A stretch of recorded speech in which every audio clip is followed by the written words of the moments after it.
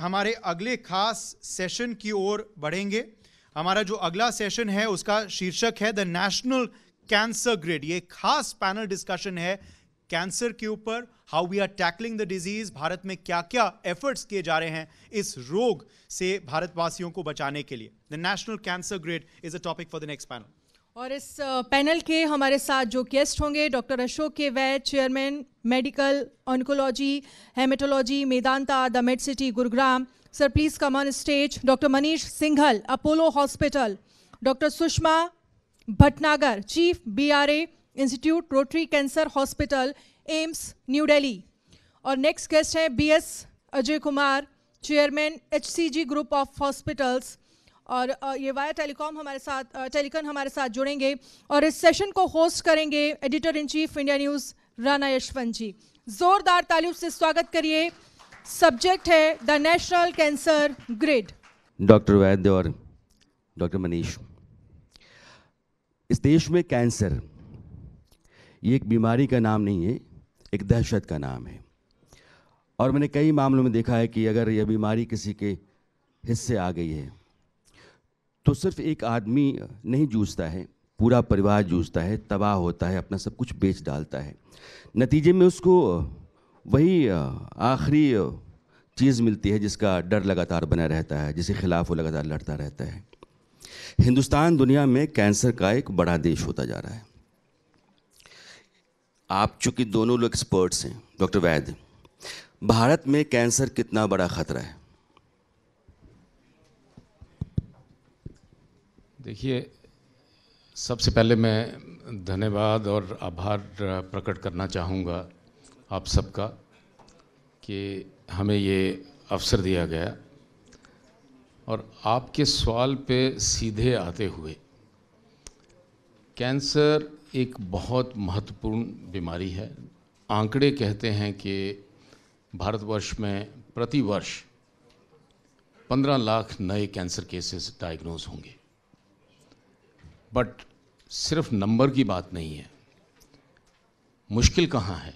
मुश्किल है कि इसमें से स्टेज 3, स्टेज 4 के अंदर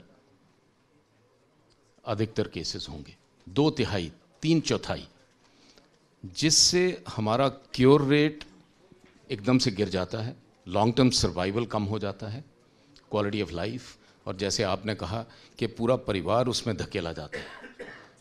एंड बहुत सारी पब्लिकेशंस अब ये कह रही हैं कि जो डेवलपिंग कंट्रीज़ लाइक अस, जिनके रिसोर्सेज कम हैं, आउट ऑफ पॉकेट जहाँ पे ज़्यादा खर्चा है, cancer is driving families into poverty. मैं एक बहुत महत्वपूर्ण आंकड़ा शेयर करना चाहूँगा। ब्रिटिश इंडिया में सिर्फ एक हेल्थ सर्वे हुआ था 1931, और टॉप 10 डिजीज़ में कैंसर कहीं नहीं था। और बड़ी स्वाभाविक बात है, उस समय इन्फेक्शियस डिजीज़ जो थी वो ज़्यादा ऊपर थी। बट 1931 से लेके आज के टाइम में ये 80-90 साल में क्या हुआ है, कैंसर क्यों ऊपर गया है, इस पे चर्चा बहुत लंबी है। बट आज के टाइम में बहुत एक महत्वपूर्ण बीमारी है और सीरियस है, एक एपिडेमिक की शेप लेने वाला है। डॉक्टर मनीष, डॉक्टर वैद्य के मुताबिक जब डायग्नोज होता है कैंसर तो 3rd या 4th स्टेज में पेशेंट होता है। ये इनिशियल स्टेज में डायग्नोज करने की क्या व्यवस्था नहीं है, या कैंसर इस तरह के सिम्टम्स नहीं देता है, वो जब पता चलता है तो फिर 3rd, 4th स्टेज आ जाता है? सिम्टम्स क्या हैं और 1st, 2nd स्टेज में डायग्नोज क्यों नहीं हो पाता है? सो प्रॉब्लम इज़ कैंसर को कोई एक सिम्टम नहीं है और सिम्टम्स बड़े ओवरलैपिंग है। अगर हम बात करें, अगर हेडेक है, सिर में दर्द हो रहा है, तो हो सकता है कि आई साइड वीक हो सकता है माइग्रेन हो सकता है स्ट्रेस हेडेक हो सकता है ब्रेन ट्यूमर। तो क्या हम सभी हेडेक्स को MRI करने बैठ जाएं? So there is no one symptom, but I think जो एक मैसेज है वो ये है कि अपने किसी भी क्रॉनिक सिम्टम को इग्नोर ना किया जाए। अगर कोई भी ऐसा सिम्टम है जो लंबे सिरे तक चल रहा है और ठीक नहीं हो रहा है और इनिशियल जांच पड़ताल में आपको उसके बारे में कुछ खास नहीं समझ में आ रहा है, तो हायर जांच कराकर उसको देखना चाहिए। बाकी सिम्टम्स तो बहुत सारे हैं, हो सकता है वॉइस चेंज हो रही हो सकता है कहीं गांठ निकल जाए, या वज़न कम होना शुरू हो जाए, या हल्का फुल्का बुखार रहना शुरू हो जाए, या बाउल हैबिट्स चेंज हो जाएं, कभी कब्ज़ हो जाए, कभी डायरिया हो जाता है, या वज़न कम होना शुरू हो जाता है बिना किसी कारण के, या फिर खांसी में ब्लड या कहीं से भी कुछ ब्लड आना, किसी भी बवासीर होना, या कोई भी इस तरह की कोई भी प्रॉब्लम होती है, तो ये कैंसर का लक्षण हो भी सकता है और नहीं भी हो सकता है। तो कोई एक सिम्टम नहीं है, बट कोई भी क्रॉनिक सिम्टम को इग्नोर ना करके उसकी प्रॉपर जांच पड़ताल होनी चाहिए। डॉक्टर वैद्य, आपने कहा कि साल में 15 लाख नए मामले कैंसर के आते हैं, और यही बहुत ही ख़तरनाक आंकड़ा है अगर ऐसा है तो। और ये वो मामले हैं जो डायग्नोज हो रहे हैं जी। कारण क्या है? कैंसर को प्रिवेंट करने के लिए हिंदुस्तान के एक आम आदमी को अपनी ज़िंदगी में क्या क्या ऐसा करना चाहिए कि ना हो, लेकिन होता है तो किन कारणों से होता है? देखिए, कुछ कारण मेडिकल साइंस जानती है, और उनमें से प्रमुख मैं कहूँगा कारण तंबाकू है। और ऑडियंस की तरफ मैं देखते हुए ये कहूँगा, कोई टोबैको सेफ टोबैको नहीं बना है, तो मत जाइए लुभाने वाली एड्स के ऊपर। माइल्ड, सॉफ्ट, ये सब बातें लुभाने की हैं। तंबाकू पिया जाए, चबाया जाए, जिस तरीके से मर्जी उसका सेवन किया जाए, वो हानिकारक है। 40% कैंसर्स तंबाकू से डायरेक्टली लिंक्ड हैं, और अगर मुझे सूची उसकी बतानी है तो 15 से 18 कैंसर्स हैं ह्यूमन बॉडी के अंदर जो तंबाकू से डायरेक्टली लिंक्ड हैं। Mouth, tongue, voice box, lung, food pipe, stomach, kidney, बहुत लंबी लिस्ट है। नंबर 1। नंबर 2, हमारा खान पान, रहन सहन, बॉडी वेट। 20% कैंसर्स जो हैं वो इनएक्टिविटी, वज़न का संतुलन नहीं रहना, और खान पान में कहीं ना कहीं एक संतुलन का बिगड़ना जो है। सो 50 to 60% कैंसर्स प्रिवेंटेबल हैं। अच्छा, रही बात बाकी के 40%, उनमें कुछ कैंसर्स पारिवारिक एंगल रहता है, और वो पारिवारिक एंगल बहुत बड़ा नहीं है, अप टू अबाउट 5-7%। सो हम ये समझते हैं कि 50-55% कैंसर्स जो हैं वो हम क्या खाते हैं, क्या जीवन शैली लीड करते हैं, उस पर निर्भर है। तो हमारे साथ डेफिनेटली प्रिवेंटेबल जी doctor Sushma Bhatnagar, chief BR institute, rotary cancer hospital, AIIMS, आप जुड़ गई हैं, आपका स्वागत है। और doctor Ajay Kumar, BS Ajay Kumar, chairman SCG group of hospitals, आप दोनों मेहमानों का बहुत बहुत स्वागत है। कैंसर को लेकर के चर्चा कर रहे हैं।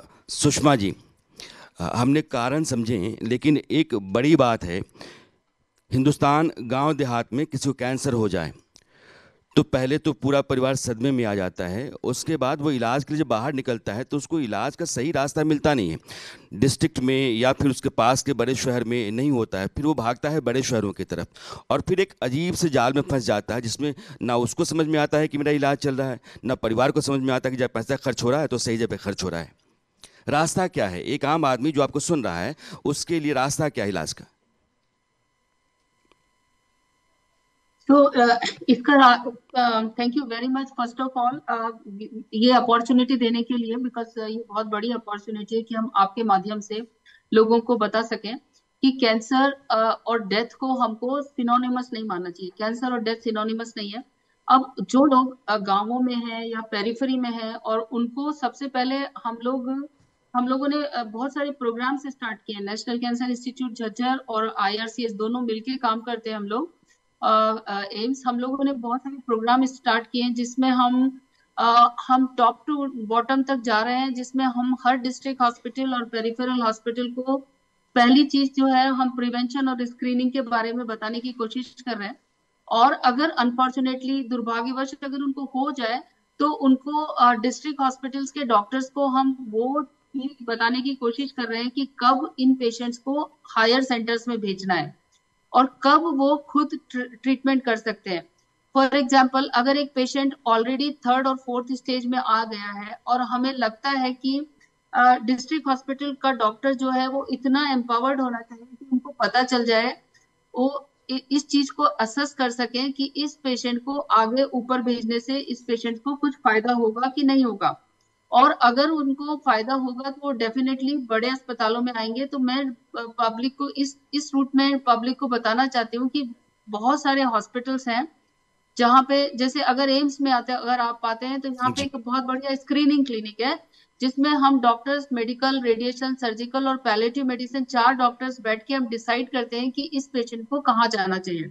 और फिर हम उनको रियलिस्टिक होप देते हैं और ऑनेस्ट इंफॉर्मेशन देते हैं कि डिजीज का स्टेटस क्या है और कितना क्योर पॉसिबल है। और अगर क्योर पॉसिबल नहीं है तो हम पूरी उनको अच्छी तरीके से समझा के केयर की पूरी गारंटी लेते हैं कि हम केयर करेंगे और लास्ट तक केयर करेंगे। और केयर के लिए जो हमने for care means like care कैसे करना है, लाइक सिम्टम होते हैं, बिकॉज अगर क्योर नहीं पॉसिबल है तो बहुत सारे सिम्टम्स होते हैं। जैसे दर्द बहुत कॉमन है, दर्द है, सांस में तकलीफ हो रही है, तो उसके लिए हमने पेरिफेरी में डिस्ट्रिक्ट डॉक्टर्स को ट्रेन किया है। उसके लिए हर डिस्ट्रिक्ट के डॉक्टर्स को ministry of health and family welfare का एक प्रोग्राम है जिसमें NPPC प्रोग्राम बोलते हैं, जिसमें हम डिस्ट्रिक्ट डॉक्टर्स को ट्रेन कर रहे हैं कि किस तरीके से उन पेशेंट्स को वहीं पे पेन मैनेजमेंट और सिम्टम मैनेजमेंट दिया जाए और वहीं पे उनको अच्छी तरीके से ऑनेस्ट इंफॉर्मेशन और रियलिस्टिक होप देके उनकी केयर वहीं की जाए, जिससे एक गरीब आदमी अननेसेसरी। मैं डॉक्टर सुषमा आपके पास आ रहा हूं। आपने जितनी बातें कही हैं उससे 2-3 बड़े सवाल पैदा होते हैं। डॉक्टर अजय कुमार, इस देश में 15 लाख नए केसेस आते हैं हर साल कैंसर के। डॉक्टर सुषमा कह रहे हैं कि आप एम्स तक आइए, तो एम्स में हमने स्क्रीनिंग का सिस्टम रखा है, डॉक्टर्स बैठ के एम्स में कितने लोग जाएंगे? क्या हमारे देश का जो हेल्थ सेक्टर है या पब्लिक सेक्टर है हेल्थ का, वो इतना इक्विप्ड है कि कैंसर जैसी बीमारी से लड़ने में वो सक्षम है? तो धन्यवाद। सबसे पहले मैं बताना चाहूंगा, मैं डॉक्टर भरत गढ़वी हूँ, regional director HCG। Doctor BS Ajay Kumar board meeting की वजह से प्रेजेंट रह नहीं पाए हैं। अच्छा, आपका जो सवाल है बिल्कुल सही सवाल है, लेकिन जिस तरह से अभी जो प्रधानमंत्री जन आरोग्य सेवाएं शुरू की गई हैं, उससे कई छोटे शहरों तक हम ये कैंसर की डायग्नोसिस की सुविधा और ट्रीटमेंट की सुविधा ले पाए हैं। जैसे HCG है तो HCG ने कई छोटे शहरों में भी रेडिएशन की फैसिलिटी उपलब्ध करवाई है। भावनगर, ओंगोल, हुबली, ये सब शहरों में भी डायग्नोसिस और ट्रीटमेंट हो रही है। तो पब्लिक सेक्टर की जितनी सुविधाएं उपलब्ध हैं उसको और प्राइवेट सेक्टर जहां पे भी ये PMJY का अवेलेबिलिटी है, ये अगर दोनों मिलाएं तो ये काफी वाइड रीच है और हम करीबन 80 से 90% दर्दियों के तक हम पहुंच पा रहे हैं। डॉक्टर वैद्य, अगर अमेरिका, इंग्लैंड जैसे देशों को आप देखें, डेवलप्ड कंट्रीज हैं, वहाँ प्राइवेट पब्लिक पार्टनरशिप के ज़रिए इस तरह की बीमारियाँ जो बहुत ख़तरनाक हैं, एड्स है, कैंसर है, इसमें बहुत हद तक कामयाबी हासिल हुई है। हिंदुस्तान में वो रास्ता क्यों नहीं चलता है? पब्लिक प्राइवेट पार्टनरशिप आप देखा जाए तो कई राज्यों में। डॉक्टर जरूलिया, मैं आ रहा हूँ, डॉक्टर वैद्य से मेरा सवाल था। बहुत एक अहम मुद्दा है एंड पर्टिनेंट क्वेश्चन है। मुझे 5 सेकंड दीजिए पिछले मुद्दे पे जाने के लिए, बिकॉज काफ़ी सारी लेडीज़ यहाँ बैठी हैं। प्रिवेंशन में दी 3rd 4th जो चीज़ है वो है cervical cancer vaccine. 20% of the cervical cancer का जो बर्डन है वो इंडिया के अंदर है। We are almost like the capital of हर 5वां मरीज। यस। सो ये वैक्सीनेशन सक्षम है, सेफ है, इसको प्रैक्टिस करना चाहिए। अब आपके सवाल पे आऊँ कि प्राइवेट प्रैक्टिस जो पब्लिक पार्टनरशिप है, जितनी रिसर्च अगर आप 60s, 60, 70, 80 के दशक की देखें तो वेस्टर्न वर्ल्ड में, अमेरिका में खासकर, नई दवाएं, नई जितनी ट्रीटमेंट्स बने हैं वो सब इस पार्टनरशिप के द्वारा ही आए हैं। यूनिवर्सिटी हॉस्पिटल्स और पब्लिक हॉस्पिटल्स, प्राइवेट हॉस्पिटल्स ने आपस में मिलकर दवाएं जो है, नई दवाएं बनाई और वो दवाएं जो हैं वो दुनिया में नए ट्रीटमेंट्स के रूप में आई हैं। सो इसी चीज़ को इंडिया के अंदर, भारत के अंदर हमें सुदृढ़ करना है। आई थिंक एक प्रैक्टिकल शेप देना है। 140 करोड़ लोगों के लिए हमें अपनी दवा चाहिए है। कब तक हम निर्भर करेंगे वेस्टर्न वर्ल्ड पे कि उनके पेटेंट्स एक्सपायर होंगे और हम अपनी दवाएं बनाना शुरू करेंगे? वो बहुत लंबा टाइम। डॉक्टर मनीष, ये बुनियादी सवाल है कि हम जिन देशों की दवाओं का इस्तेमाल करते हैं उनके पेटेंट के ख़त्म होने के बाद से फिर अपने लिए उनको, तब तक तो दौर आगे बढ़ जाता है, वो बहुत आगे निकल गए होते हैं, ये मुश्किल क्यों है? इसका सिंपल आंसर है कि research, basic research to advanced research. अभी तक हम जूझ रहे हैं कि किस तरह से हम अपने कैंसर रेट्स को कंट्रोल करें, किस तरह से लोगों को जागरूक करें, अवेयर करें। अभी हमारा ध्यान रिसर्च में उतना नहीं है जिस लेवल की रिसर्च वहाँ होती है, इसलिए we are dependent on them. जब वहाँ से मॉलिक्यूल आएगा तब हम यूज़ करेंगे। काफ़ी चीज़ें इंडिया, कोविड के टाइम पे हमें मालूम है कि India is the pharmacy of the world कहा जाता था, और वो बात बिल्कुल सही भी है। India is the first country to make generics of very difficult molecules. So why can't we make our own molecules? हम अपने मॉलिक्यूल्स बना सकते हैं। ऐसा नहीं कि हमारे पास टेक्नोलॉजी नहीं है या हम चाहते नहीं हैं। कोविड वैक्सीन भी हम ही लोगों ने बनाई। सब लोग सोचते थे कि कोवैक्सीन शायद हम नहीं बना पाएंगे, बट हमने कोवैक्सीन बनाई।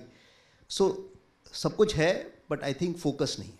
सो we have to have focus. Doctor Sushma Bhatnagar, इस बातचीत से मुझे एक बात समझ में आती है कि हिंदुस्तान में कैंसर के इलाज के लिए जो मोटा खर्चा आता है उसका कारण ये है कि हम विदेशी दवाओं पर निर्भर हैं। अगर वो दवाएं हमारे यहाँ बनना शुरू हो जाएं, रास्ता हम अपना तैयार कर लें, तो ये खर्चा जो है मुझे लगता है कि 1/10 या 1/4 हो सकता है। तो फिर हिंदुस्तान, जब हम सूरज पे अभियान भेज सकते हैं, चांद पर भेज सकते हैं, ICBM बना सकते हैं, हम कोविड का वैक्सीन बना सकते हैं, तो फिर हम कैंसर के लिए अपनी दवाएं क्यों नहीं बना सकते? बहुत ही पर्टिनेंट सवाल है। कैंसर की अपनी दवाएं काफी हद तक बनना शुरू हो गई हैं, और अभी इस वाली गवर्नमेंट के साथ में काफी दवाइयां काफी सस्ती दामों पर भी मिल रही हैं मरीजों को। तो काफी तो दवाइयां बनने लगी हैं, लेकिन काफी दवाइयों का जो है हम लोगों को वेट करना पड़ता है कि उनका पेटेंट एक्सपायर हो। उसका एक कारण है कि अल्टीमेटली जो रिसर्चर हैं वो सारे ज्यादातर हिंदुस्तानी है वहां पर, बट हमारे हिंदुस्तान में जो रिसर्च होती है, जैसे IIT रिसर्च कर रहा है, एम्स रिसर्च कर रहा है, उसकी जो प्राइवेट के साथ पार्टनरशिप है उसका कोई भी कोई प्रॉपर प्रोटोकॉल नहीं है, और मोस्ट ऑफ द टाइम जो रिसर्च होती है वो केवल वहीं तक रह जाती है। जैसे मैं IIT का जानती हूँ, एम्स और IIT बहुत सारी चीजें बनाते हैं, लेकिन तो कोई टेकर नहीं है। कोई भी प्राइवेट कंपनी के साथ इतने सारे रेगुलेशंस हैं जिसको एक्चुअली में ना तो एम्स का प्रोफेसर करना चाहेगा, ना IIT का प्रोफेसर करना चाहेगा। सो पब्लिक प्राइवेट पार्टनरशिप को हमको एक इजी मोड देना पड़ेगा, इजी तरीका देना पड़ेगा कि जैसे ही हमारा कुछ नया मॉलिक्यूल बनाया हमने या नया गैजेट बनाया फॉर पेशेंट के लिए, उसी समय हम किसी भी प्राइवेट कंपनी को हम उसको दें, और या उसको ऑप्शन दें कि भाई कोई आगे आके इसको लेना चाहे, और अगर लेना चाहने वाली जो सुविधा है उसको थोड़ा सिंपल करें, बिकॉज उससे बहुत प्रॉब्लम हो रही है कि हमारी पब्लिक प्राइवेट पार्टनरशिप जो है वो बहुत पुअर है, और उसके कारण हम लोग आगे नहीं बढ़ पा रहे। अल्टीमेटली हिंदुस्तान के ही साइंटिस्ट हैं जो वहां पर काम कर रहे हैं, और ज्यादातर और डॉक्टर सुषमा भटनागर जो कह रही हैं, ये अपने आप में परेशान करने वाली बात है कि अमेरिका और दूसरे देशों में जो रिसर्च इनोवेशंस होते हैं, जो दवाएं बनती हैं, वो बनाने वाले हिंदुस्तान के लोग हैं, बहुत सारे ब्रेन्स हैं। हम अपना नहीं बना पाते हैं। हमारे यहाँ इस तरह से अलगाव है कि पब्लिक और प्राइवेट या दोनों दो अलग अलग ढांचे में। आप कह रहे हैं कि एक मॉलिक्यूल अगर बना लिया पब्लिक सेक्टर ने, तो उसको फिर प्राइवेट सेक्टर को देने के लिए इंतज़ाम नहीं है। तो ये ऐसी व्यवस्था सरकार को तो समझ में आती होगी ना कि ये सारी चीज़ें की जानी चाहिए। ये बाधाएं कोई बहुत बड़ी बाधाएं नहीं हैं, थोड़ा सा पॉलिसी ट्विकिंग है, थोड़ी सी लेटरल थिंकिंग। मुल्क को तो नुकसान है इससे ना, तो कोई लेटरल थिंकिंग है थोड़ी सी। आई थिंक इस चीज़ को आगे बहुत आसानी से लिया जा सकता है, और ये पार्टनरशिप यदि होगी तो best of the brains will come together. और मैं नहीं समझता कि वेस्टर्न वर्ल्ड अगर वो कर सकते हैं तो हम क्यों नहीं कर सकते। हम चांद पे पहुंच गए, हम कोई मेडिकल इक्विपमेंट इस देश में नहीं बना रहे हैं। अब रिसेंटली हमने रोबोट बनाया है, रोबोटिक सर्जरी के लिए बनाया है। वो एक उदाहरण है कि अगर वो बन सकता है तो कोई भी चीज़ बन सकती है। डॉक्टर भरत जोलिया, हम इक्विपमेंट नहीं बना रहे हैं, हम दवाएं नहीं बना रहे हैं, रिसर्च इनोवेशन नहीं कर रहे हैं, हमारे पास हॉस्पिटल्स प्रॉपर्ली इक्विप्ड नहीं हैं, तो हिंदुस्तान कैंसर से लड़ने में कितना मजबूत है, क्या लगता है आपको?